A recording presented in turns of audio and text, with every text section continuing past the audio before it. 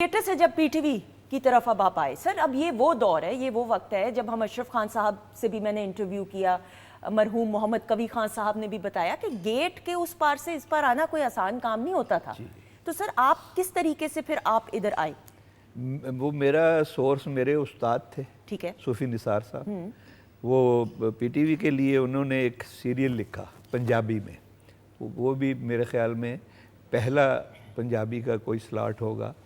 74 की बात है ये। कंबर अली शाह उसके प्रोड्यूसर थे। ओके, तो उस प्ले का नाम था लाडा पिट्टी। ठीक है, मेरी चूँकि उनके साथ ये कमिटमेंट थी कि मैं अगर करूँगा तो स्टॉक रोल करूँगा, छोटा मोटा रोल नहीं करूँगा जो सारे सीरियल में हो। ओके, तो कहने लगे हाँ ठीक है। खैर उन्होंने पहले पायलट बनाना होता है, फिर वो अप्रूवल के लिए जाता है इस्लामाबाद, वहाँ से वो पास होता है तो फिर ऑन एयर जाता है। वो एक लंबा प्रोसीजर होता है। खैर जिस दिन रिकॉर्डिंग थी मैं आ गया, यही स्टूडियो था। ओके, ये वाला ठीक है।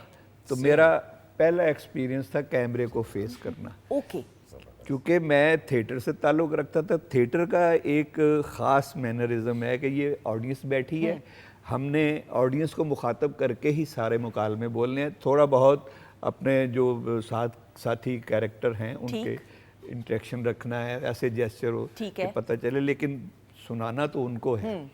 तो यही चीज़ मेरे एक माइंड में थी।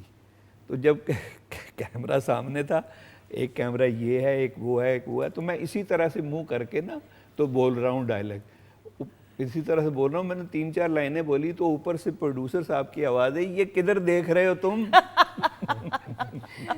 बिल्कुल ठीक। और तुम्हारा मुखातिब तो तुम्हारा कैरेक्टर है, उसकी तरफ देखकर बोलो। मैंने कहा सॉरी जी, वो कट हुआ पहला। ठीक है। फिर मेरी समझ में आया कि ये कैमरा है, इसकी टेक्नोलॉजी और है, वो थिएटर है, उसकी टेक्नोलॉजी और। बिल्कुल सही।